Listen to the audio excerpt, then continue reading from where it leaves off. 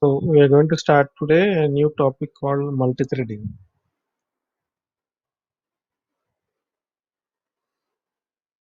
Before starting to write programs, this concept, theoretically you need to know something about multithreading. This multithreading is related to another term called multitasking.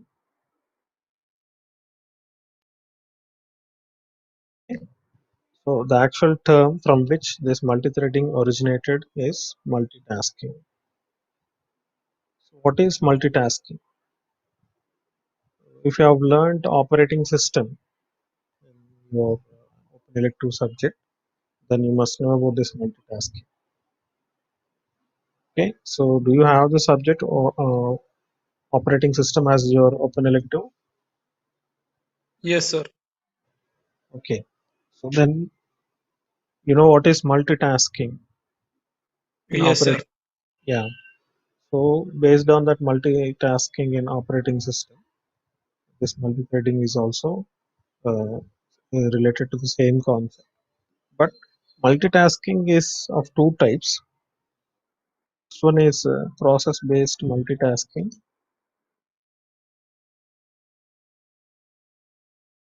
Second one is thread-based multitasking.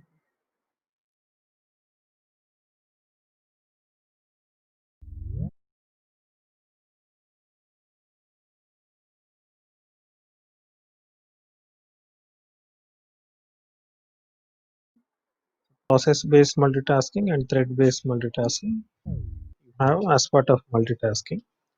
Java deals with thread-based multitasking. It doesn't use process-based multitasking. Instead, it uses thread-based multitasking. Why? Because thread-based multitasking is less expensive when compared with process-based multitasking. So, what is this multitasking about? Means your computer, uh, with the help of the software, that is your operating system, and even the other application software that work or that run over the operating system, they implement multitasking internally. They don't depend on the operating system because different operating systems use different types of multitasking. Some of the operating system use process-based multitasking, and some use thread-based multitasking, and some use both of them. But uh, expensive-wise or efficiency-wise, thread-based multitasking is more efficient when compared with process-based tasking, right? And Java is thread-based multitasking because at the time Java came into existence, the devices on which this Java programs run are very small in size in terms of their memory capacity and all. So if you go for process-based multitasking, what happens is they'll occupy more amount of space. So that's why Java preferred to have thread-based multitasking. That is one of the reason why Java uses thread-based multitasking, which reduces the uh, amount of space required for the programs to run in the memory. So Java prefers thread-based multitasking. Okay? And one of the features or buzzwords of Java is called as multi-threaded. Why? Because it uses the multi-threading concept. So what is this multitasking, whether it is process-based multitasking or thread-based multitasking? Uh, it allows programs to run concurrently. So we actually feel that multiple programs are executing simultaneously on our computer, but that is not the case actually. They are executing concurrently. There is a lot of difference between simultaneous execution and concurrent execution programs. So what do you mean by concurrent execution? What do you mean by simultaneous execution? So simultaneous means what?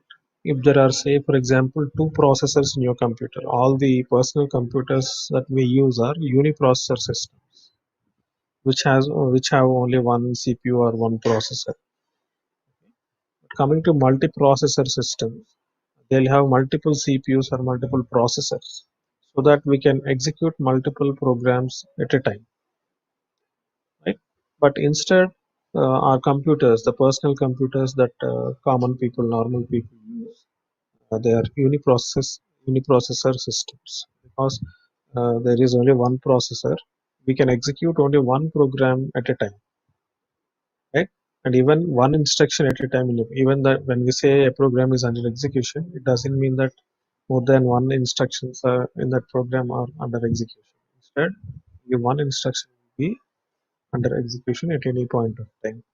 So when that is the case, how come the user gets the illusion or he gets into the illusion or feeling that there are multiple programs under execution?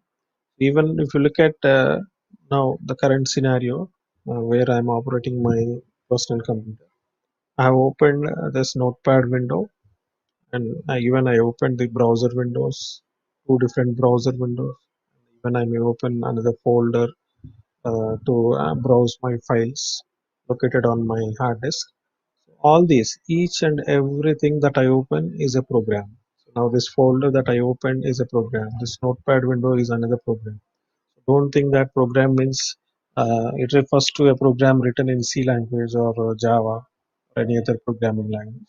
But operating system context or in software context, program is nothing but anything which is loaded into the main memory and is performing some task.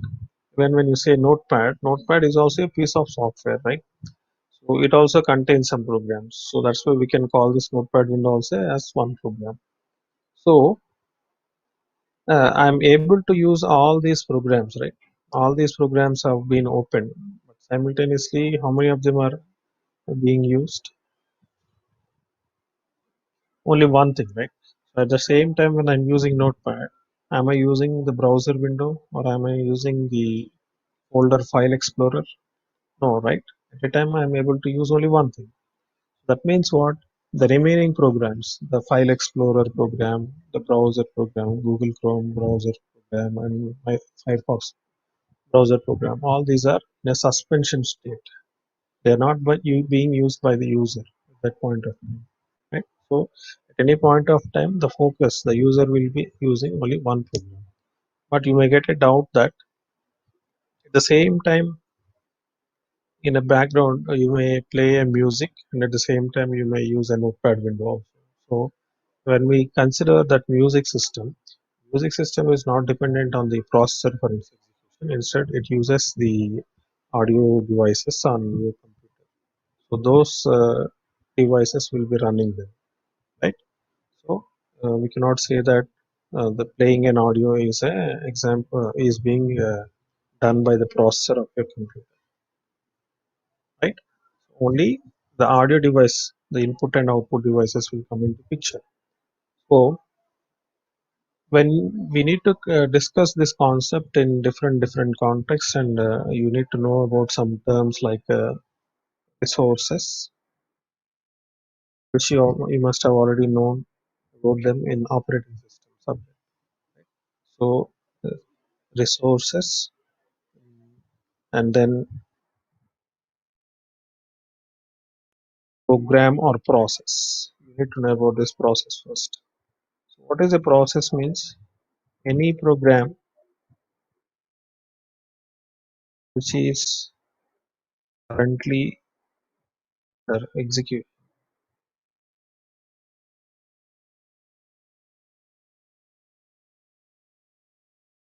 said to be a process. Right? So any program which is currently under execution is said to be a process. Now this notepad window which is currently under execution can be called as a process in operating system context. If I open this browser window now, then even this is also called as a process.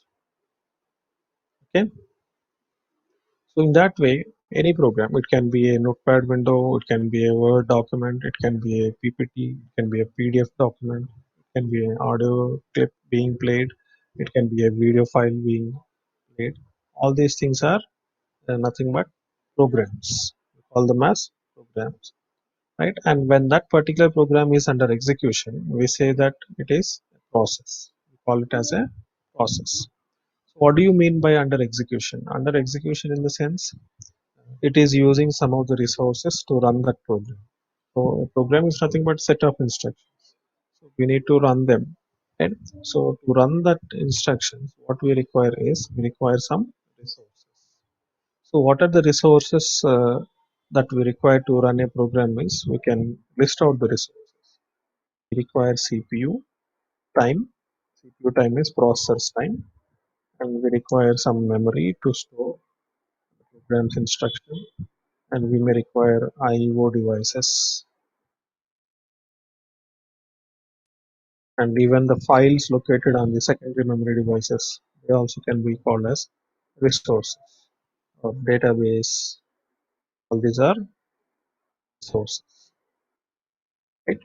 So whenever a program requires or access any of these resources, we say that program is under execution, particularly when it is utilizing CPU time. We say it is under execution. Instead, if it is utilizing other devices, we can say that it is under execution, but it is not utilizing CPU. CPU can be used only by one program at a time. No more than one program can utilize CPU time at a time, right?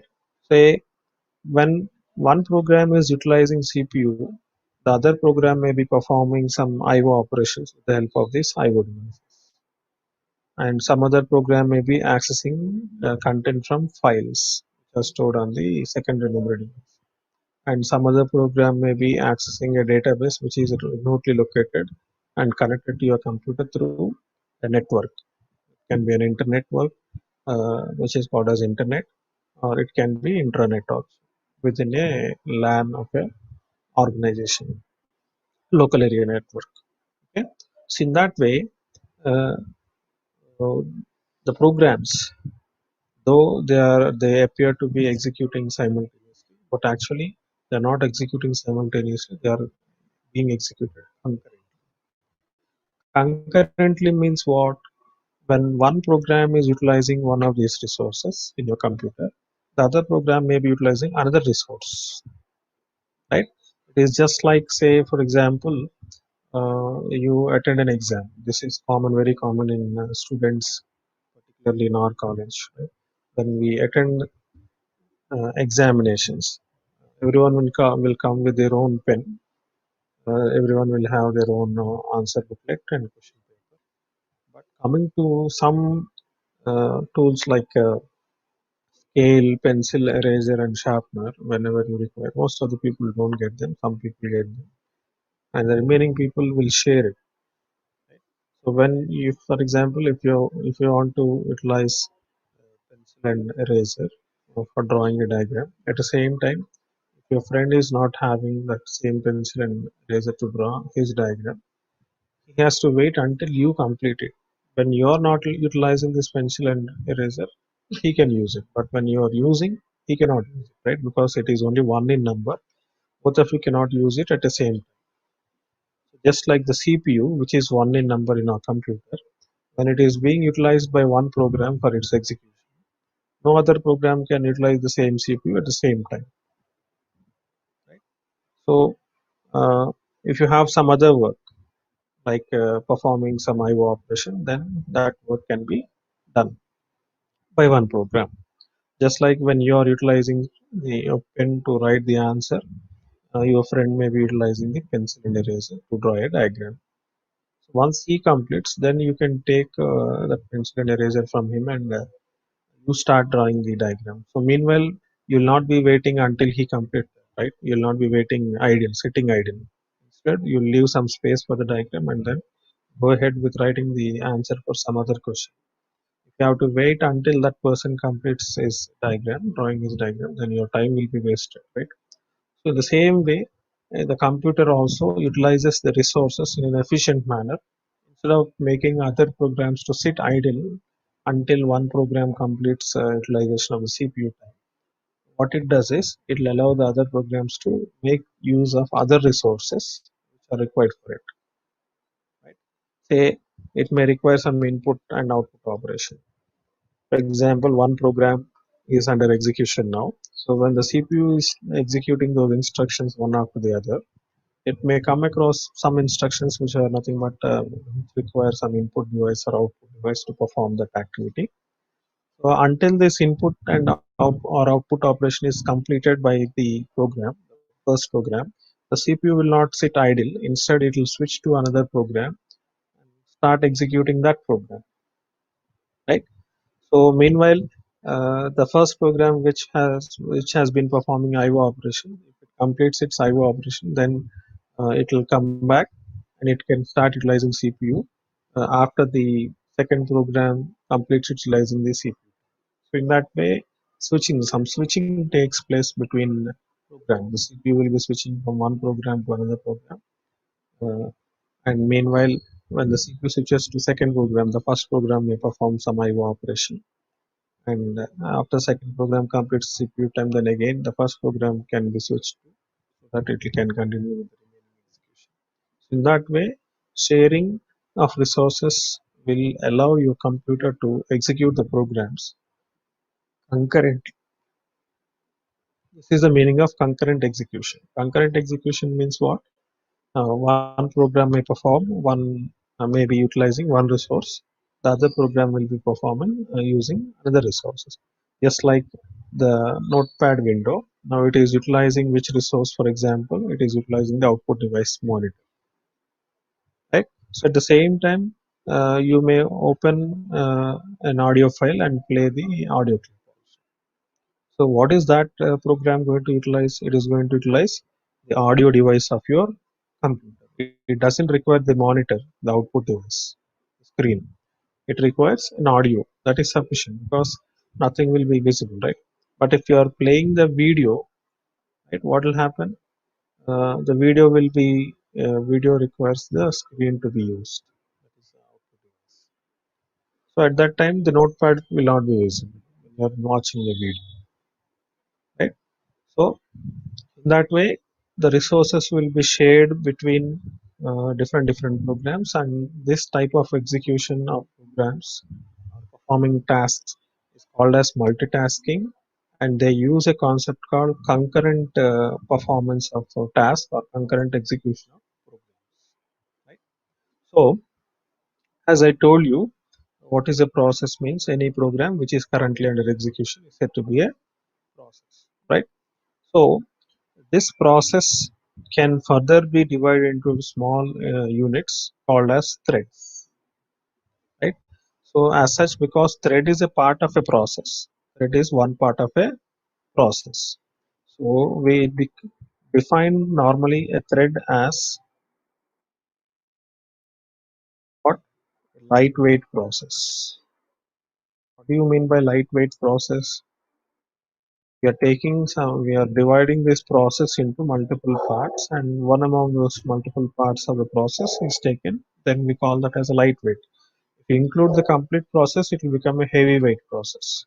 But if you take only a small portion of that process, that will become a lightweight process. So a lightweight process is nothing but a thread because a thread is a part of a complete process. Okay. So when you do so, what is the advantage you get is switching of programs instead of switching between one process to another process. For example, the first program, if you take consider it as a process instead of using the term program, I'll be using a process, right? Program or process both mean the same, but when the program is in a passive state, that means it is not under execution currently, we call it simply a program. But when it is in an active state, that means if it is under execution, we call it as a process. So both means the same. So if it is a process, because it occupies more space, and to switch from one process to another process by the CPU will take some time, more time compared with the thread. Thread is if you are switching from one thread to another thread, those two threads may be part of the same process. They are not part of different process. So if that is the scenario, what will happen is switching in between two threads in a single process will take very less time, and already the program will be residing in the memory. You no need to load some other program which is not from the hard disk. Why? Because I hope you understood this concept, loading of program into the memory. If a program has to be executed, the program must definitely reside in the RAM or the main memory of the computer. Then only we can execute that program. Otherwise, we cannot execute the program. So why is it so? Why can't we execute a program which is in hard disk directly? Any program, when you execute a program, for example, we write many Java programs. Where are we storing our Java programs? We are storing them in some D drive like this, right? So D drive, in this folder, we are saving our programs. But what do you mean by this D drive? Is it part of your RAM or hard disk? It's part of your hard disk, right? So all our programs are stored on the hard disk. But when you execute these programs by typing these commands here, what is going to happen when I run the programs from this command prompt? I say I'll run Java space something, some addition. When I run this program, what is happening? The program which is there on the hard disk is being loaded into the RAM of your computer, and then there it is going to be executed. It is not going to be executed directly on the hard disk. Why? Because hard disk will have huge capacity to store the memory, to store the data or programs, but it cannot. The access time for hard disk is very slow. That means to access one byte of data from the hard disk, the processor will take more time. The type of device that it is an electromechanical device. It is not completely electronic device. So it will take some more time for reading some data from a hard disk when compared with reading data from a RAM. So RAM is almost 10 times faster than, even more, you can say. It is more faster than when compared with the hard disk, right? And even the processor is also very fast in its performing its operations. So if that is the case, if we try to use a hard disk which is very slow to execute the programs by the processor. The processor is very fast, so there will be a speed mismatch between the processor and the hard disk, right? So what we need is we need a faster memory device to support the CPU. For example, I'll tell you a best general example. Two people are holding their hands and running. So what will be the result of it? What will be the speed? Say, for example, one person can run at a maximum speed of say 10 kilometers per hour, right? And other person can run at a maximum speed of 20 kilometers per hour. So if they both have to run by just by holding their hands together only, they cannot leave the hands. Then what will happen? What will be the speed with which they both can run? Will it be 20 kilometers per hour or 10 kilometers per hour? It will be 10 kilometers per hour, because the faster person, if he tries to run with 20 kilometers per hour, even though he can run at 20 kilometers per hour, the slower person, what will he do? Can he run with 20 kilometers per hour? No, he cannot run, right? So he will be limiting the speed of his partner who is holding his hand. So as such, when processor tries to execute a program by storing that program on the hard disk, because hard disk is slower device and processor is the fastest device, the speed of this execution of these programs will be limited with the speed of the hard disk only, because hard disk is the slowest device. So what we need here is we need a much faster memory device which can which will provide the processor support to access the program from the memory very faster. not be as faster as a processor, but compared to hard disk, it is very, very fast. So that's why what your computer will do is, your operating system will do is, whenever you try to run a program, the program, when it is on the hard disk, it will be in a passive state. So when you run that program, what will happen is it will be loaded into the RAM, right? And then from there, the processor will be accessing each and every instruction of the program written, performing that operation in the instruction. That is how the programs get executed. So if every program has to be executed, then that program has to be compulsorily uh, loaded into the main memory or the RAM. Then only it can be executed. That is the reason, if there is no RAM, we cannot run any program. Even the operating system also cannot be run. Even after all, even your operating system also contains some programs, right? As a result of execution of those programs only, you are able to operate your computer. So how you are getting this desktop when you switch on your computer? How you are able to operate your computer by opening the file explorer, by opening this command prompt, notepad, and all?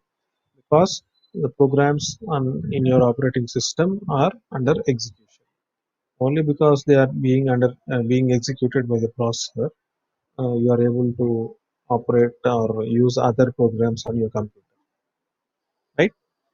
So immediately what happens when you switch on your computer is, your operating system contains the main part of it called kernel, which provides the basic functionality of your computer device. So that program gets loaded into the RAM. And who is going to load that? There is another program for that. So that program, it will not be resided in the RAM, but you will have another device called ROM device on your computer. So the ROM device will have a uh, executable program, which is called as a micro program. Because you are from electronics background, you must understand all these things. So the ROM, the read-only memory, contains a small program called Bootstrap Loader, which is a micro program.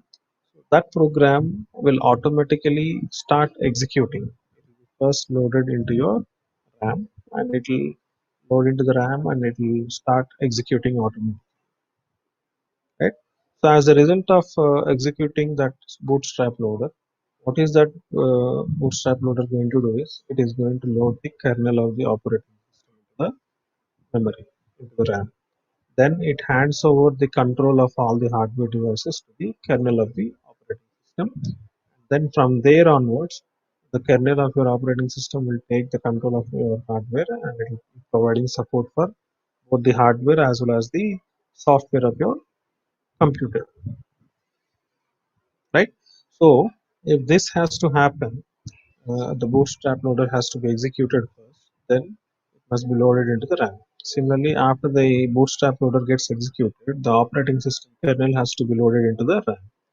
So if there is no RAM, will the bootstrap loader get executed? And will the operating system kernel get loaded into the RAM and get executed? It will not be executed. That's the reason why if you remove the RAM from your computer device and try to switch on your computer, the computer will not work. And hence the RAM is also called as the main memory of the computer. Main memory. If that main memory is not there, then there is no, your computer will not work at all, right? So as such, every program that is to be executed, it must be loaded definitely into the RAM only, and then only it can be executed. So when I simply say the memory, it refers to what? The main memory or the RAM. Okay. So we cannot accommodate all the programs at a time into the main memory, because the main memory is limited in size. If you are executing a program of 2 GB, and if your RAM capacity is only 1 GB, even then your program will be executed, because the program will not be completely loaded into the main memory. It will be partially loaded. So when it is being loaded, what will happen is, uh, the copy of the program which is available initially on the hard disk, From that, only partial program will be loaded into the main memory, which is required for at that moment to start executing that program. Then once that part is completed, the remaining part gets loaded into the memory and the previous part will be unloaded. It will be swapped onto the hard disk. So this is how memory management will be done by the operating system. So that is a different context. Why we were discussing about all these concepts means the threading concept, multi-threading concept.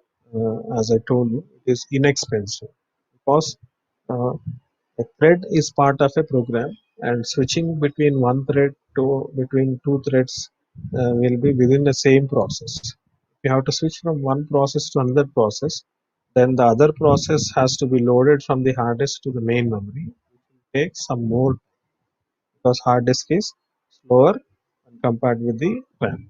But coming to a thread, if the thread switch has to happen, no need of loading the new process into the memory because you can switch to another thread which is part of the existing process.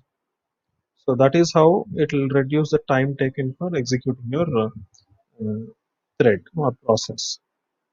So it will be faster. So that is the reason why we prefer thread-based multitasking, and Java uses this thread-based multitasking.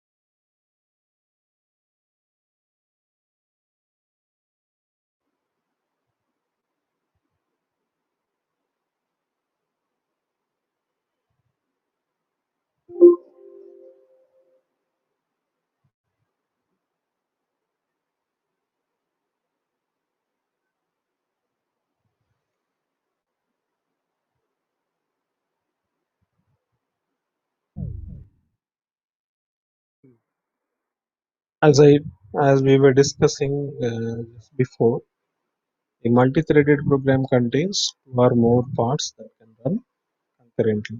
Each part of such a program is called a thread, and each thread defines a separate path of execution. So we can divide the program into multiple parts, and that part is nothing but called as a thread. It can be having two threads or three threads or four threads. it depends upon the context and the program. And when you take these multiple threads of a same program, each of these thread will have a separate path of execution. They can be separately executed. You need not execute one after the other. You can execute them concurrently. So to execute them concurrently, we can have a separate path of execution. Fine. So thus, multithreading is a specialized form of multitasking. So generally, before knowing about thread, as I told you, what a process. A process is nothing but a program that is executed. And what is a thread? It is a lightweight process because it is part of a process. And how many types of multitasking are there? Process-based multitasking and thread-based multitasking. So all these points we were discussing till now. So what is process-based multitasking means? It is a feature that allows your computer to run two or more programs concurrently. Instead of executing two or more threads which are part of a single program concurrently, we execute two different programs concurrently. For example, we can take a process-based multitasking enables you to run the Java compiler at the same time that you are using a text editor. So now, earlier we were using a text editor called Notepad, and at the same time, I'm able to use the command prompt also to run my Java program or compile my Java program. Right? So both are different programs. Java compiler is a different program, and Notepad is a different program. They are concurrently executed. At the time when I'm using the Java compiler, Notepad will be in a passive state. That will be in a suspended state. It is not in an executing state, right? And once I switch to Notepad, again Notepad will come into executing state, and Java compiler goes into a passive state or a suspended state. So that is the meaning of concurrent execution. So in process-based multitasking, a program is the smallest unit of code that can be dispatched by the scheduler. Scheduler in the sense your operating system will have something called a scheduler's part, which is the one which is going to decide who has to take which resource at what time, who has to go take that same resource next, right? So it is the duty of the scheduler to assign various resources to programs, especially the CPU. So there will be a scheduler called CPU scheduler, so whose responsibility is to assign the CPU time to various programs which are waiting for their execution. Right? So that is nothing but a scheduler. So what is a process? Means a program is the smallest unit of code that can be dispatched by the scheduler. Dispatched means it can be dispatched to the CPU for its execution. And coming to a thread-based multitasking environment, a single program can perform two or more tasks simultaneously. For instance, a text editor can format text at the same time that it is printed. Right? So now, when I'm using Notepad, I'm able to perform two tasks simultaneously. That is, I'm able to type that text, and at the same time, as soon as I type the text, that will be visible to me on the text pad window. Right? As long as these two actions are being performed by two separate threads. So if you create them, if you divide the task of performing various operations in your program into multiple parts, and if you assign these multiple parts to two different threads, then we can simultaneously perform these activities, which will increase the execution speed, and it will also utilize the resources efficiently. So this is thread-based multitasking. So what is Java going to do is it is going to use thread-based multitasking. So if you look at the features of process-based multitasking, you have processes are heavyweight tasks require their own separate address spaces. Address spaces means the amount of space it uses the physical memory, that is the RAM. Right? Inter-process communication is expensive and limited. So if two processes have to communicate with each other, it will be very expensive and limited. Expensive in the sense not in the terms of money, in terms of amount of space required in memory, as well as in terms of time taken to perform this communication. So in terms of these things, we say it is expensive. And context switching from one process to another is also costly. Context switching means what? If a CPU has to execute one program, and if that program requires some other action to be performed by other device instead of CPU, then the CPU has to wait until that program completes that operation. That is, it may be an IO operation, may be accessing some file content or database content.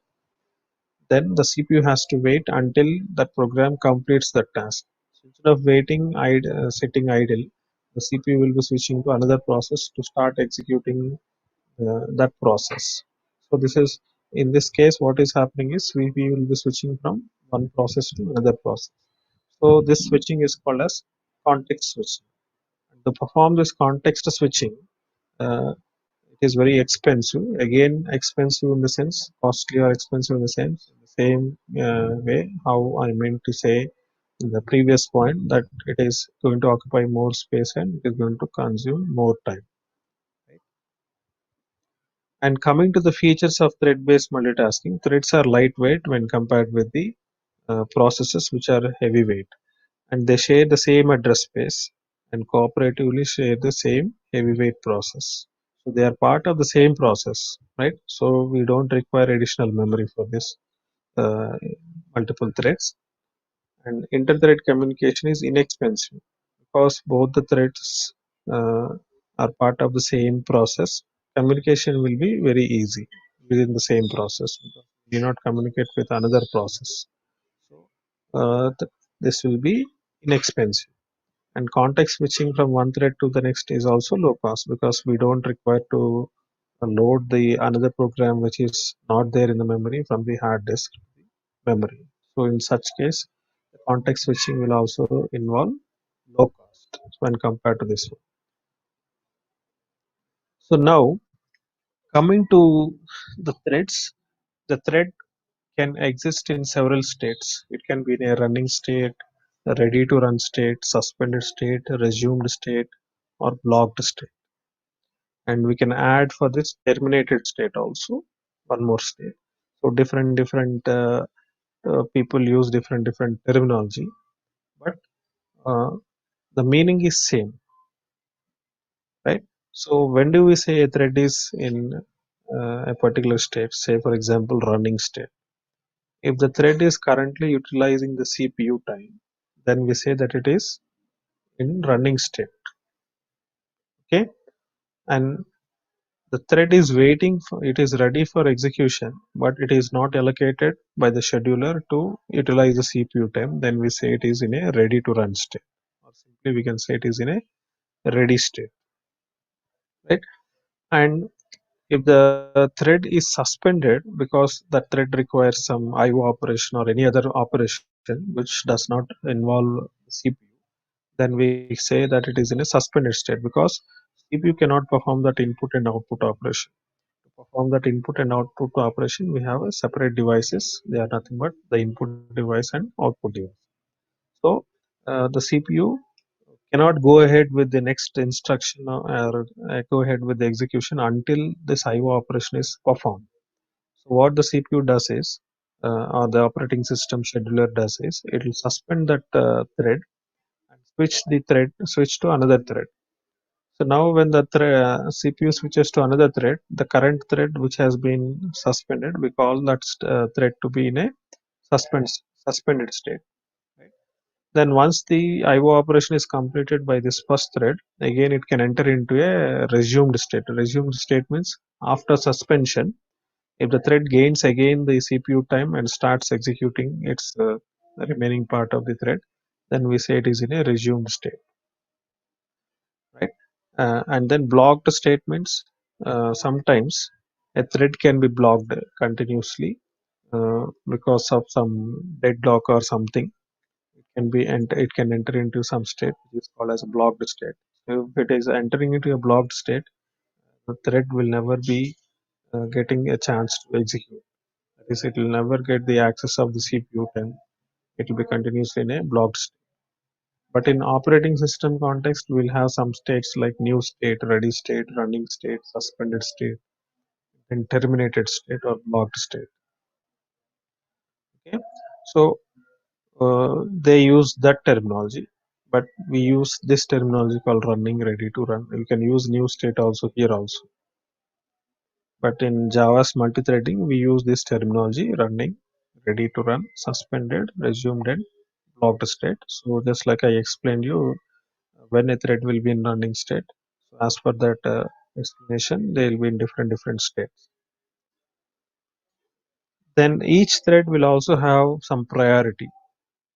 Priorities when they come into picture means, say for example, there are two threads.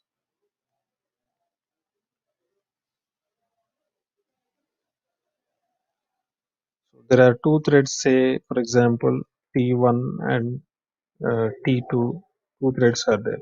So initially, if T1 is utilizing the CPU, is utilizing the CPU. So what is that point we are discussing? Priorities, right? So let us take one more thread, say T3. Now, if T1 requires some other operation which does not involve CPU, then what the CPU has to do? CPU has to suspend T1 and continue executing with either T2 or T3. But among these T2 and T3, which one will be chosen by CPU? That matters, right? So this will be done based on the priorities given to the threads. Say if T2 is having more priority than T3, then CPU will switch from T1 to T2 instead of T3 because T2 is having higher priority. Okay. If T3 is having higher priority, then instead of T2, it will switch to T3. So to switch from one thread to another thread, the CPU uses these priorities, and these priorities are called as thread priorities. And how the thread priorities are used means they are assigned with each and every thread is assigned with an integer value that specifies the relative priority of one thread to another. And a thread's priority is used to decide when to switch from one running thread to the next, called a context switch. So we were discussing about context switch earlier, right? So context switch will take place based on the thread priorities. To which thread it has to switch, that will be decided based on the priority of the thread. And what is a priority value means it will be in terms of integers. Say for example, Java uses thread priority starting from 1 to 10. Okay, so and there is a default priority called 5. Java uses these 5 values. We'll see practically when writing the programs that concept. Okay, so that is the purpose of thread priorities. And what are the rules that will determine when a context switch takes place? So when will a context switch take place? That means the CPU switches from one thread to another thread. When does it switch? So these are the scenarios where it can switch. A thread can voluntarily relinquish control, and the second scenario is a thread can be preempted by a higher priority thread. Thread can voluntarily relinquish control means the first thread, for example, T1, which is under execution, it has completed its required operation. Then it can voluntarily release the control of the CPU so that the next thread will take control of the same CPU. So if it is done voluntarily, then we call it as voluntarily relinquishing the control. Or else sometimes, even though the thread which is under currently execution or which is under currently utilizing the CPU's time, uh, because some other thread has arrived newly and that has more priority than the currently under execution thread, then the current thread which is under execution will be by forced. It will be forced to relinquish the control, and that for relinquishing the control by force is called as preemption, or it is said to be preempted, right? So a thread can be preempted by a higher priority thread. These are the two ways in which context the rules that are followed for switching take place. In both the cases, it may happen. It may happen voluntarily or it may happen by force. Then we have a concept called thread synchronization. Thread synchronization, if you have to understand this concept, first we need to start writing some programs uh, using creating multiple threads in our Java program, and then simultaneously executing two different threads. All these things you need to know about first, and then only you'll understand this thread synchronization. So we'll come back to this thread synchronization after writing some programs. Yeah, all these concepts. So I'll skip this part and I'll come back again. So Java's multi-threading concept is based on uh, two things. One is a class called thread class, and the other one is called runnable interface.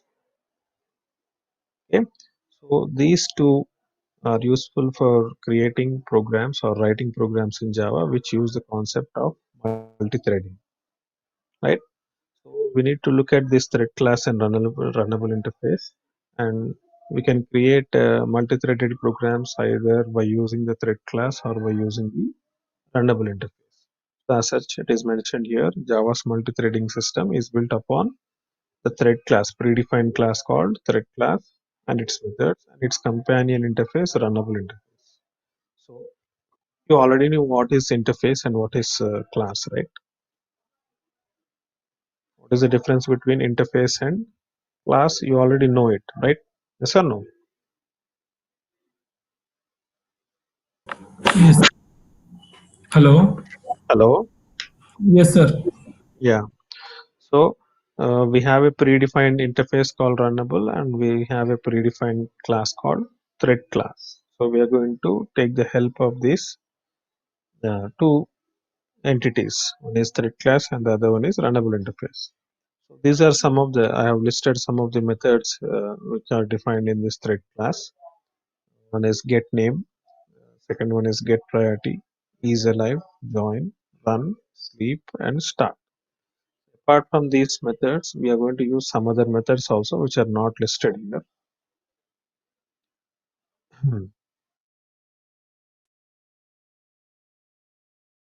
And coming back to our discussion, every Java program, till now we have not created multi-threaded programs, right? But now here, until we complete this entire multi-threading concept, we will be creating multiple threads in our programs. But what were we doing in the previous programs? Were we creating multi-threads in our programs or not? So if that is the case, we have to say strictly no. We have been creating only one thread in our program, and that thread is called as the main thread, main main. So your program has only one path of execution, and that path is entering by through the main method. So soon after you run your Java program, which is the method that is going to start executing automatically, that is nothing but the main method, right? So whenever you are executing any code which is part of your main method, and any calls you make from the main method, we say we have a single path of execution, and that is through the main method. And this is nothing but this path of execution is completely called as a thread, one thread, and that thread is nothing but the main thread. That means what? As soon as we start executing a program, one thread automatically starts executing, and that thread is nothing but the main thread. And based on whether you're creating other threads or not, your program may have multiple threads, right? So first, before starting to create multi-threaded programs in Java, first of all, we need to know about the main thread, which is part of our every Java program that we have written so far. Fine. So let me show you some multi-threaded programs.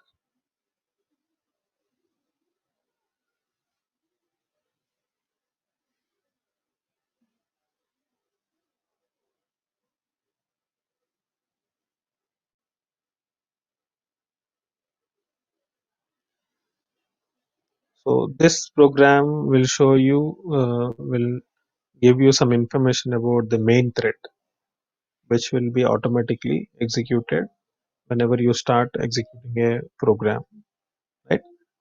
So we can manipulate this main thread and we can get some information related to this main thread by using uh, those predefined classes and methods which are part of those classes. Okay, it's a very simple program. It contains the main method. The class name is given as current thread demo. So let me save this program into your folder.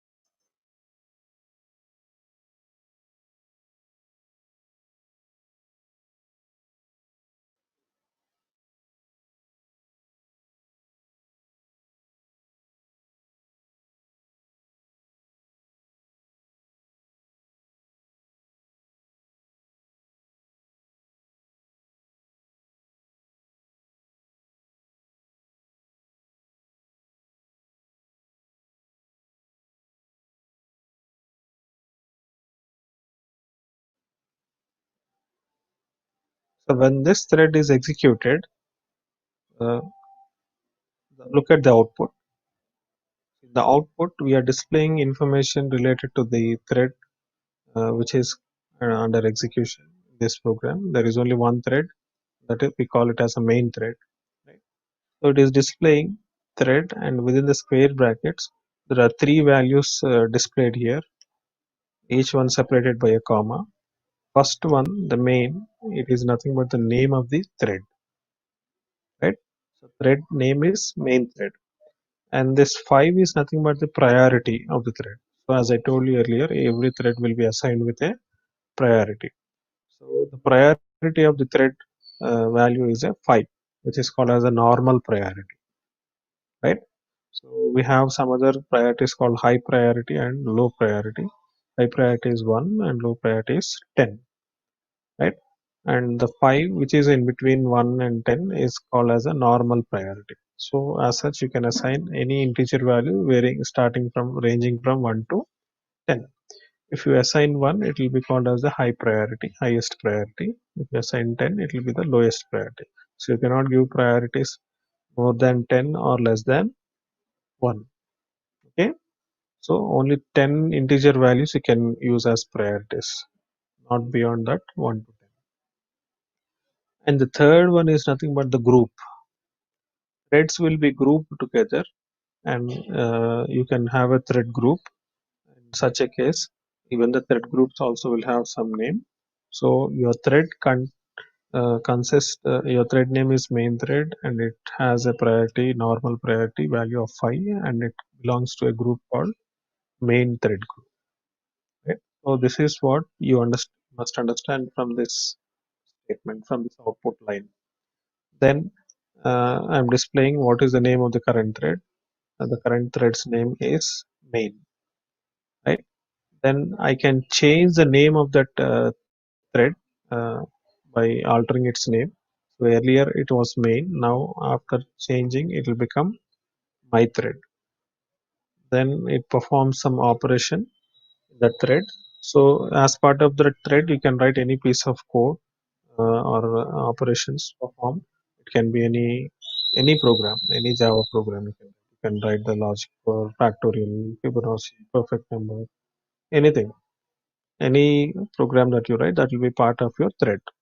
So you can create as many threads as you want, and for one thread you can give a task of calculating factorial of a number, and another thread you can give a task of finding whether a given number is a perfect number or not. In that way, you can divide the tasks to multiple threads, right? So in this program, there is only one thread, that is the main thread, And what is it performing is it is going through a for loop, and that for loop will display values from 5 to 1, starting from 5. So that is the task assigned to that main thread.